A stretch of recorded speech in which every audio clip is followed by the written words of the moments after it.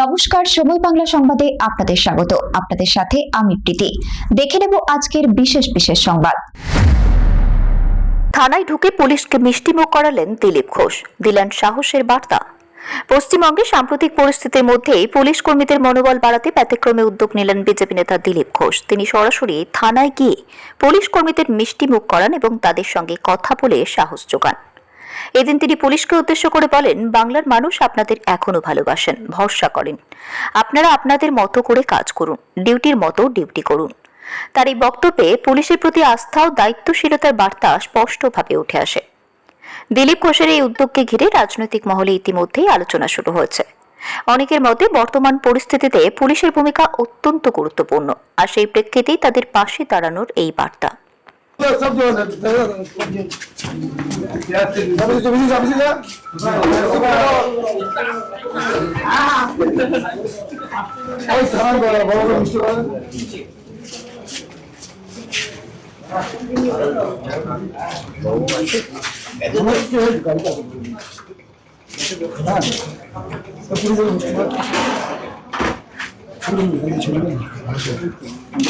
বাচ্চা না দিদি মার চলতে হবে।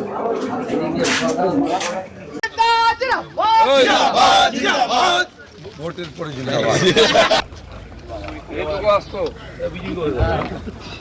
দলটা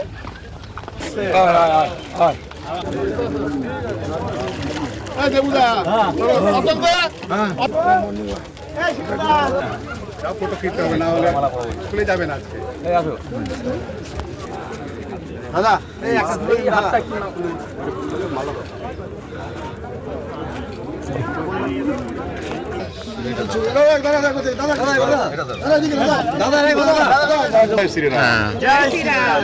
ঠিক আছে, এটা শুন।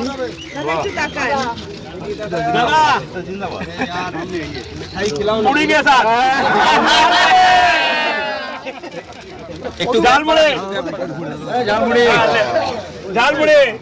दादा। अरे वाह, अब झालमुड़ी नेशनल स्नैक बन गया। একটু ব্যাকওয়ার্ড স্ন্যাক্স है। एक मिनट दादा, जी ओए दादा आजा फोन तू आजा ना यार, आजा थोड़ा सा दूरी का आगे। বাহ, এটা কি খেয়ে দেখুন।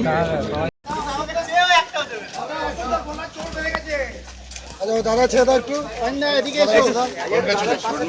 ধন্যবাদ আপনাদের সহযোগিতার জন্য।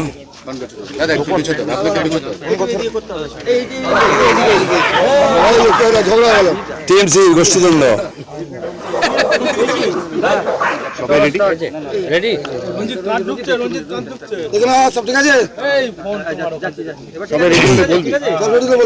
উনি ছাড়তে চাই, উনি রাজভবন যেতে চাইছেন না, উনি রেজিগনেশন দিতে চাইছেন না। তাহলে কি ডবল ইঞ্জিন সরকারের বদলে আমরা এবার ডবল মুখ্যমন্ত্রী সরকার পাবো রাজ্যে? দু একদিনের মধ্যে ক্ষমতার নেশা কেটে গেলে চুপচাপ কালীঘাট চলে যাবে। এ পুরোনো অভ্যাস ওনার।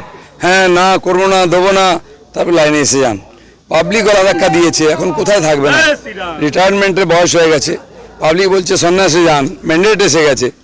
তার বিরুদ্ধে উনি কোর্টের বিরুদ্ধে যাবেন, নির্বাচন কমিশনের বিরুদ্ধে যাবেন, পাবলিকের বিরুদ্ধে যাবেন। জীবনে উনি কাউকে বিশ্বাস করেননি, পাবলিককে বিশ্বাস করেননি, এখানকার ভোটারকে, তাই ফলস ভোট দিতেন। পুলিশকে বিশ্বাস করতেন না, আর পার্টি লোককে বিশ্বাস করতেন না, এখন পাবলিক ওনাকে বিশ্বাস করেনি। এই ক্ষেত্রে যেটা আপনি একটা টার্ম ইউজ করেছিলেন, ওই টার্মটা একবার আপনার কাছ থেকে শুনতে চাই। শাড়ি পরা। হ্যাঁ, শাড়ি পরা ডোনাল্ড ট্রাম্প তার একদম জীবন্ত নমুনা। আর আজ আমি বলিনি, 2 বছর আগে বলেছি যে ট্রাম্প যেদিন নাটক করছিলেন যে আমি ছাড়বো না, আমি হারিনি, লোকজনকে রাস্তায় নামিয়েছিলেন, সেদিন আমি বলেছিলাম ট্রাম্প আছেন, ইনি হারলেও ক্ষমতা ছাড়বেন না। দেখুন সেটা ঠিক হয়েছে, আর ওনার মতো ইনাকেও জিতে হবে। 4 জনের নাম মুখ্যমন্ত্রী হিসেবে তীব্র জল্পনায় উঠে আসছে, তার মধ্যে আপনার নামটা আছে। যতক্ষণ না হচ্ছে আপনার নামটাও ঢুকিয়ে দিন, কিচ্ছু করার না। জল্পনা করতে কি আছে, লটারি করব। দাদা নাজার থানার ওসি সহ অনেকেই বলছে যেভাবে পোস্টপোল ভায়োলেন্স হচ্ছে পুলিশ কার্যত পুলিশও আক্রান্ত হচ্ছে। কোনো ভায়োলেন্স হয়নি। আমি খড়গপুরে বলতে পারি টিএমসির লোকেরা টিএমসি অফিস ভাঙছে, দখল করছে, মারছে, জোর করে পুলিশ করানো হতো। তারা 5 বছর নয় 15 বছর অত্যাচার সহ্য করেছে। জনরোষ কাকে বলে দেখে নিন, এখনো হয়নি। আমরা বলেছি হিংসা নয়। কথায় কথায় টিএমসির নেতারা কুণাল ঘোষ, ববি হাকিম বলতে এটা জনরোষ, আমাদের লোক মার খেলে। আমি বলবো একবার জনরোষ দেখাবো, যে গায়ে কাপড় থাকবে না, চামড়া থাকবে না। সেই জন্য সাবধান থাকুন। আপনার খোকাবাবু যে ডায়লগ দিয়েছে 4 তারিখের পরে কোন দিল্লির বাপ দেখে নেবে, তোর বাপ কোথায়? তোদেরকে কে দেখবে? তোদের তো বাপই ছিল না কোনদিন। বড় কথা বলিস, বিজেপি বলে বেঁচে আছো, নাহলে সব গাছে টাঙা হতো। এখন আমি বলছি আমাদের কর্মীদেরকে ছাগলদের মেরে বদনাম হয়েও না, ছুঁচো মেরো না, মারলে বাঘ মেরো, সিংহ মেরো, দিলীপ ঘোষের মতো।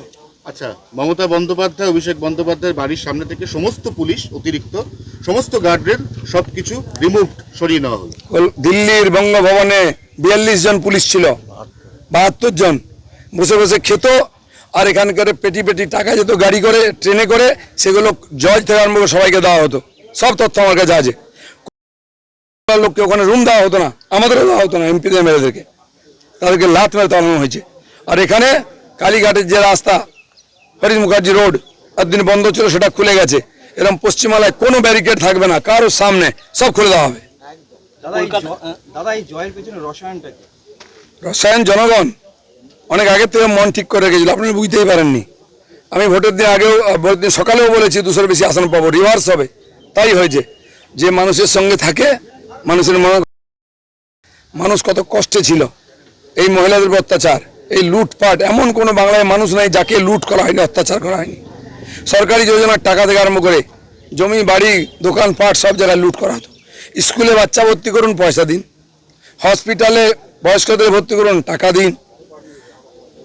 এতে আপনি শ্মশানে যান, সেখানেও টাকা দিন। মানুষ যাবে কোথায়?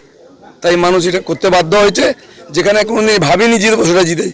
প্রথম সিট জিতলে আমরা কাঁদি, কোনোদিন আলোচনা করা হয়নি, কিন্তু জিতেছি। যখন জনতার খেপে যায়, এরমই করে। বুঝতে পেরেছেন জনতার মুড, চলে যান, নাহলে আপনাকে গলা ধাক্কা খেতে হবে। কলকাতায় কি শুনুন না, কলকাতা নিউটনে গতকালকে একজন বিজেপি কর্মীকে পিটিয়ে খুন করা হলো, তৃণমূল কর্মীরা খুন করলো। সেই জন্য অভ্যাসটা পাল্টান। আমরা 300 জনকে মারার পরে চুপ করে আছি, কিন্তু যদি 182 করি তাহলে কতটা লাশ পড়বে?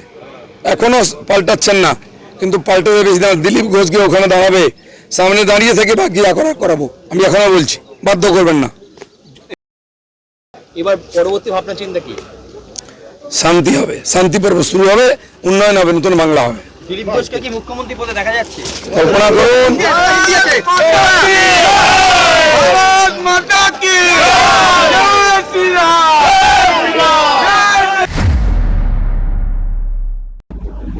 সংবাদ এখনকার মতো এই পর্যন্তই। সঙ্গে থাকুন, দেখতে থাকুন সময় বাংলা।